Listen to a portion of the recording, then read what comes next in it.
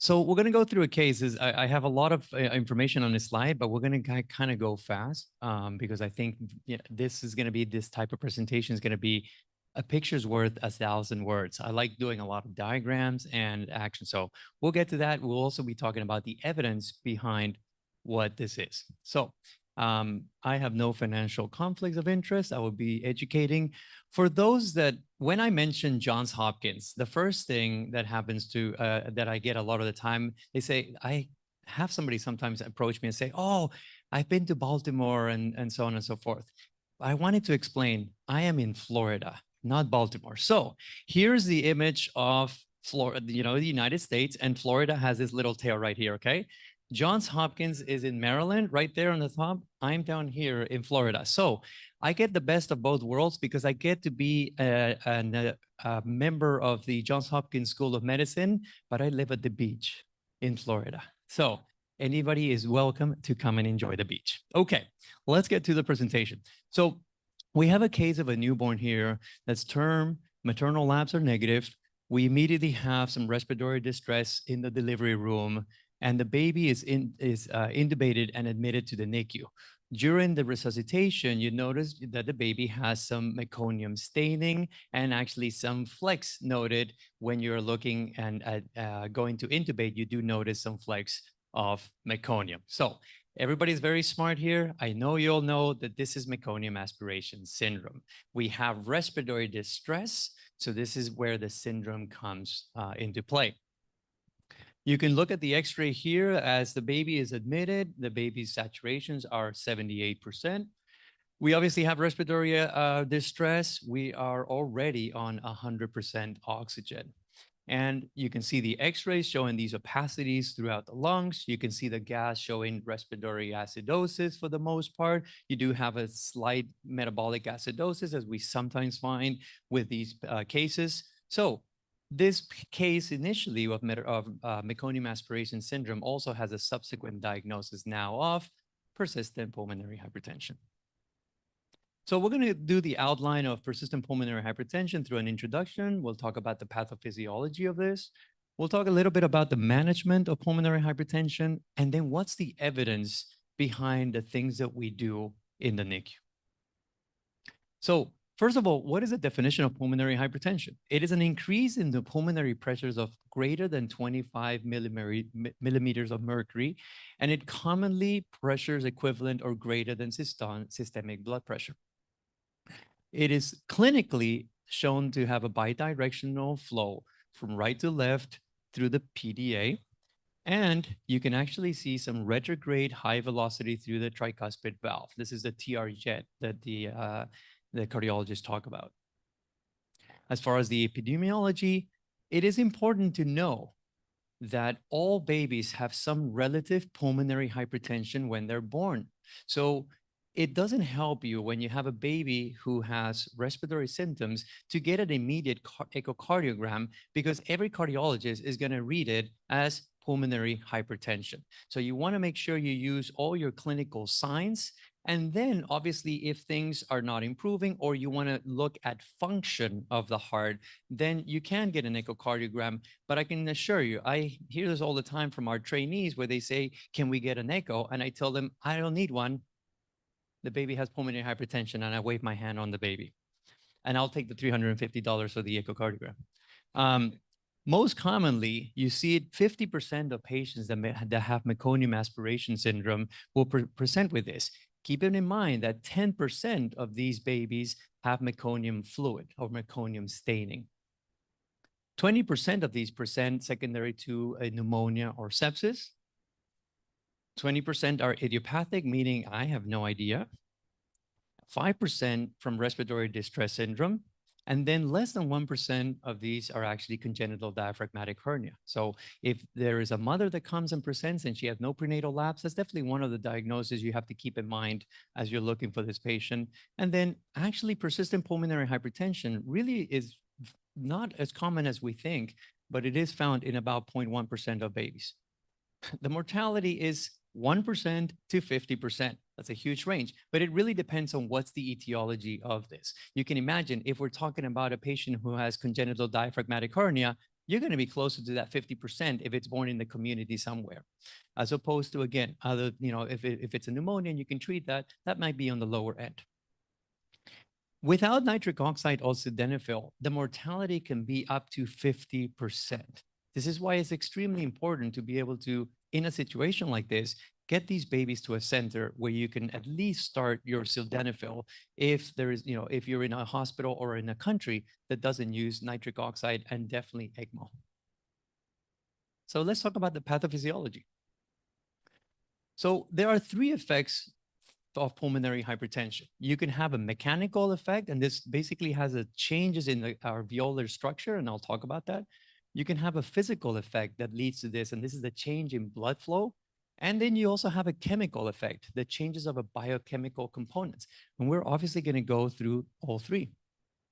From a mechanical change, if you have a patient who is ventilated and they have a low alveolar expansion, or basically you have a collapsed, you have atelectasis, this will actually put pressure on the blood vessels, causing pulmonary hypertension. The subsequent can occur if you actually have overdistension of the lung.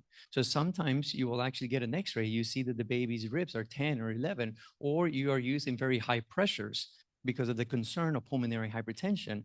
And what actually is causing is that those high pressures are actually pushing and putting pressure on the blood vessels, causing that pulmonary hypertension. So sometimes when the tidal volume is elevated, you actually want to bring that down a little bit, but I'll talk about that later. In utero, as the lung is not expanded, and obviously gravity takes some part of this, you will see that this is the blood vessels in the lung. The apical part of the lung has very, very small, the arterioles are small still because they haven't been opened by all the physiological things I'll talk about in a minute, while the lower part, because of gravity, is actually opened to a certain degree. So what actually happens prior is that you get a blood flow in maybe the lower parts of the alveoli, of the lung. And when I say lower, obviously the babies are not standing up. So we think of the baby laying down. The lower part may actually be the posterior part. This is why evolutionarily, interestingly, when we were walking and quadrupedal, we were walking in our four extremities, we actually had a better oxygenation in the upper part, okay?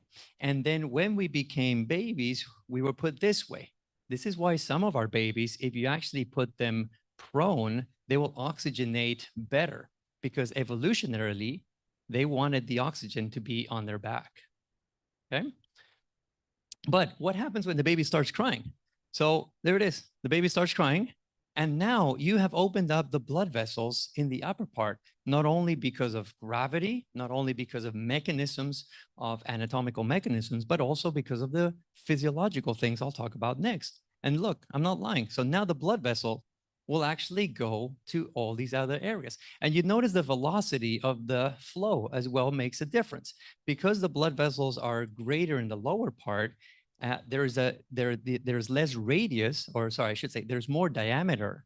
So it's less restrictive. Therefore, you'll have higher blood flow faster in the bottom areas than you will in the apical areas. There is a very, very slight difference.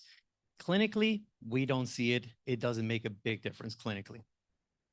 But what about the chemical changes? So again, in utero, you really don't, you have very poor oxygenation. So the blood vessels are actually very constricted.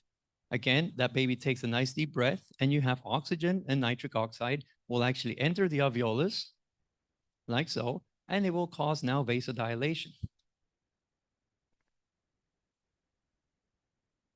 Now, let's actually look in a little bit more detail what's really going on in the physiology of the lung. So as I mentioned, you get nitric oxide enter from the alveolar space into the vascular space, and you get guanosine triphosphate, or GTP, will actually now change to cyclic GTP. And then you have phosphodiesterase, which is usually the one that breaks down that product, and it changes from cyclic GTP to GMP.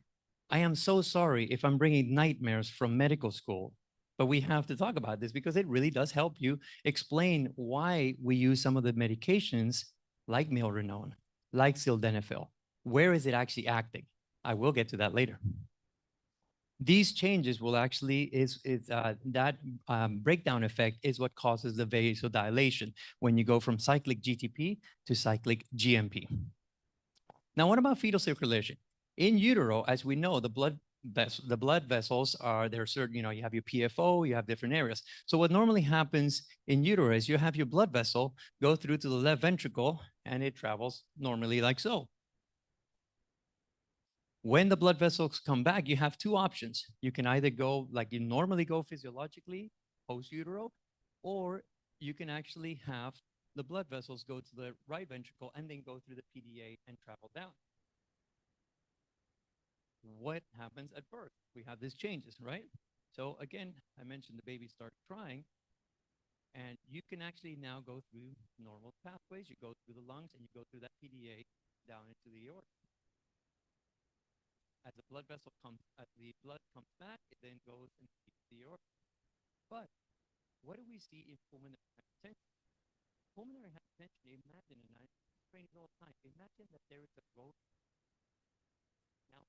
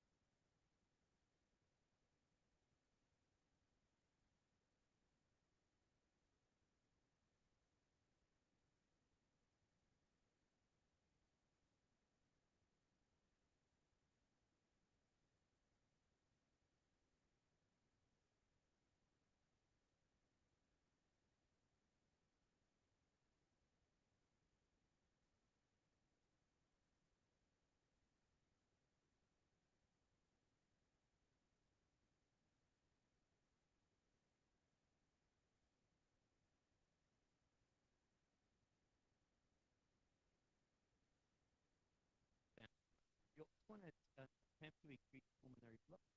How do we do that? We can increase the systemic blood pressure by using vasopressors, such as dopamine, epinephrine. You can also use vasopressin as well, though you do have to be careful with the type of treatment that you get from vasopressin. You can decrease pulmonary vascular resistance using, obviously, always oxygen first, and then you have sildenafil, nitric oxide, and maybe Milburn. Talk about the evidence behind all. So going back to our original diagrams, again, left-sided, no problem. You go through the artery, you go through the aorta, no problem. But what we can do now is using vasopressors, we can actually now cause a vasoconstriction of the systemic blood vessels, therefore increasing the blood pressure. And so relatively speaking, you are decreasing the blockage in the lungs because you're now competing. Systemic blood pressure has gone up. And so this obviously facilitates now the blood vessel, the red blood cells to be able to go to both sides, the PDA, but also now into the pulmonary arteries. Okay, so continuing with this, with the chemical changes, we want to make sure we want to control homeostasis. We want to keep everything as normal and level as possible physiologically. So you can, if you have a lot of hydrogen ions, acidosis, you want to make sure you decrease that acidosis. You can do that with a pulmonary vasoconstrictor. If you have an elevated CO2, you can decrease that hypercarbia, which, as we know, hypercarbia is also a vasoconstrictor. If you can use oxygen by, again, increasing your oxygen, although you do have to be careful. One thing I do sometimes at the bedside is I will not put the baby up to 100% because there are some animal studies that actually, if you go to 100%, you can actually induce pulmonary hypertension from the radicals, the oxygen radicals that actually will scavenger. So if you can get away, I usually tell the bedside folks to go ahead and go up to 95% at a maximum, okay? Nitric oxide, sildenafil, again, those are extremely good vasodilators. We'll talk about that.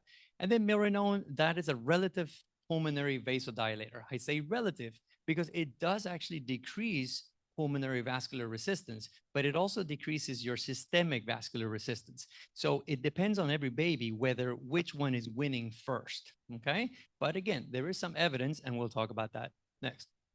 So going from this standpoint, I'm going to run through this really quickly, but nitric oxide will enter the smooth muscle cell. You get your guanylate cyclase, your GTP becomes cyclic GMP, and we talked about that already. You get the vasodilation from that.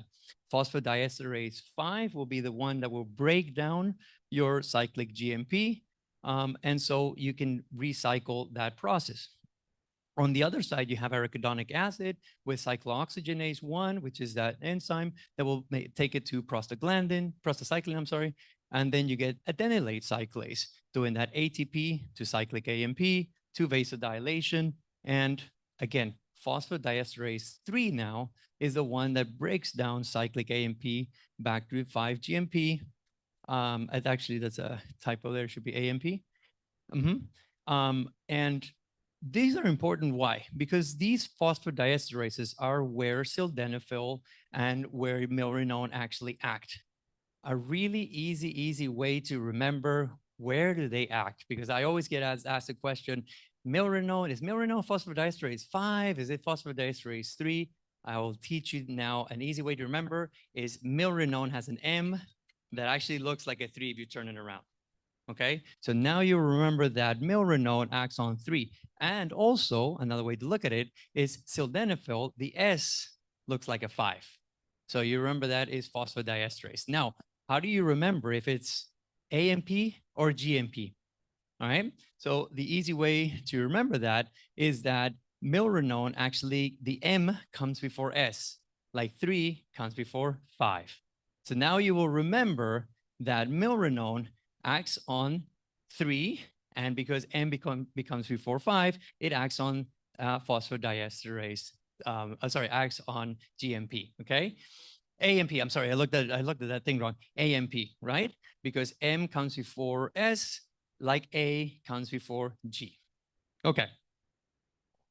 All right. So continuing with this case, so the infant unfortunately continued to have low oxygen, and you're trying to decide whether you should continue, whether you should give surfactant for these type of babies. And then again, we talked about sildenafil, nitric oxide, and milrinone. What is the evidence behind these things? So we're going to go quickly through this. So we talked about these 4, and obviously always start with oxygen. Believe it or not, oxygen is a greater vasodilator than nitric oxide. We always think nitric oxide is because you're going there already, but it's usually because your oxygen is already up. Okay, but oxygen is a more potent vasodilator. Okay, so what does the evidence say for surfactant? So when you look at respiratory distress and the use of surfactant to avoid ECMO in babies that have meconium aspiration syndrome, you can see the forest plot shows that it favors the use of surfactant for meconium aspiration syndrome to avoid the use of ECMO. What about, does it cause any issues? Like, for example, one of the concerns is, does giving surfactant in these babies, because there might be air trapping because of the meconium aspiration, does it elevate the risk of pneumothorax? The evidence shows no. Okay, when you're using these things, what are the 3 effects? Pulmonary hypertension, sepsis, and meconium aspiration syndrome. Surfactant is the most effective for meconium aspiration syndrome. Secondary for sepsis. For pulmonary hypertension, for other reasons, it really has very little effect. And this, as we know, is probably due to the surfactant inactivation that happens from meconium. Now let's talk about sildenafil. And again, everybody knows the evidence. We've been using sildenafil for a long time now, but sildenafil actually does increase PaO2 during pulmonary hypertension. One little tip, everybody is worried always about PaO2 in pulmonary hypertension. And you go down on your oxygen, you're on, let's say 95%, you go down on your oxygen, you had a PaO2 of maybe 110, you go down on your oxygen, and then your PaO2 now goes down to 80. And people always get concerned, they go back up on their oxygen. One thing to keep in mind, in these babies, you have open shunts. You have a PDA and you have a PFO. PaO2s are just tiny oxygen bubbles. If you look at the formula for oxygen content, right, is 1.36 times FiO2 times your hemoglobin molecule plus 0.00003 PaO2. That's how little PaO2 really matters, okay? And physiologically, those bubbles are crossing all the time. So when you go down on your oxygen and your PaO2 drops, all it means is that a bubble just crossed over to the other side. It tells you nothing about your management. You already know. The only thing you need to know is if you drop and your lactate goes up, then you have dropped your cardiac output. Okay. If your SATs have dropped, then you have dropped the ability to reach that hemoglobin molecule and saturate that. So PaO2s do not really help you in the management. It only tells you how bad is your pulmonary hypertension. Okay. All right. We know the oxygen index. This is the formula. So again, sildenafil does decrease oxygen index in pulmonary hypertension. And then it also, for all-cause mortality, it also decreases the all-cause mortality. Again, we know this evidence. We know sildenafil really works. And then what about nitric oxide? So when using nitric oxide, you can see that it actually does decrease in comparison to the control, which would be acetylcholine. You can see that using nitric oxide does decrease the pulmonary vascular resistance, again, in comparison to the control. What about nitric oxide? 30 to 60 minutes later, it also improves oxygenation dramatically. Again, we know this evidence. I'm just showing you this so that you have this clear in your minds. It also decreases the need for ECMO. So if we're looking at whether to start nitric oxide for a patient who may be going to ECMO, this is 100% what you want to do. Okay. It also decreases the combined mortality in ECMO. So it's not only just will this baby go to ECMO, but it also decreases the mortality. All right. Now, the one everybody really wants to know is milrinone. Is there evidence for the use of milrinone? So there's not a lot of big studies, but we do have a couple of studies from Iman et al. Did a randomized control trial of sildenafil versus milrinone. Again, this is in a resource-limited country, so they don't have the ability to do nitric oxide or ECMO, okay? There were two groups, again, small study, unfortunately, but there was a group of using sildenafil with that dose or using milrinone at that dose. And what it showed was the pulmonary artery pressures were lower, and also the oxygen index was lower in both groups, but the milrinone had the greatest decrease in oxygen index, okay, versus just using sildenafil, okay? But this is another interesting one from this is El Gandour in 2020. It's also a randomized trial, but this is the using now milrinone plus sildenafil. So we know, again, if you just use one, yeah, it might be some improvement. But what about using both of them? Because I think this is more akin to our standard practice, right? And so this is three groups. Again, unfortunately, small study, but this is three groups using the sildenafil, milrinone, and then the combined. Also showed that there was a decrease in pulmonary artery pressures and also the oxygen in the combined group for both in the combined group, it decreased it. And this was definitely statistically and clinically significant. Okay. The caveat, again, is that these are small studies. We do need larger studies for us to be able to do this because we have some anecdotal, for some patients, you start this and unfortunately they can get blood pressure drops, then they're starting on inotropes and that can propagate. So there are cases of that. So we need larger studies to determine whether this should be done as a standard practice all over the world. So in conclusion, pulmonary hypertension is not an echo response. It is a clinical response. It is what you see in the patient. Meconium aspiration syndrome is the most common reason for pulmonary hypertension. The factors include a mechanical, physical, and biological. The management, on a ventilator standpoint, you always want to stay between that 4 to 6. You want to increase the blood flow to the pulmonary artery using the tricks I talked about, and you want to decrease the pulmonary vascular resistance using the medications we already talked about. Nitric oxide has definitely been shown to decrease the use of ECMO in pulmonary hypertension. Surfactant definitely works, especially with meconium aspiration syndrome. Sildenafil decreases the oxygen index and mortality. We know that. And then again, although milrinone can be used, and is often used, you want to make sure you use that judiciously and watch how the patient develops. If you're having hypotension, you may want to start slow on that patient. If you're going to be starting, you might want to start maybe at 0.25, then move up to 0.5 if you're using your milrinone, and as we know, we go up to 0.75. We're still in the research looking at whether we use bosentan, which is an endothelin receptor antagonist, or treprostinil, prostacyclin analog. We're actually doing both studies in our center at Johns Hopkins Old Children. So hopefully we'll have some results. Recruitment is really, really slow because these meds are usually used for severe pulmonary hypertension, and they're bordering ECMO. So a lot of the times the clinicians will say, no, no, no, no, I don't want to start that. Let's go to ECMO. So it's been really hard to recruit for these studies. Okay, as always, thank you so much. I really appreciate your time. This is why we do what we do in neonatology. We get these babies that are small and we get them to go home so the families can enjoy it. Thank you again for your time. Appreciate it.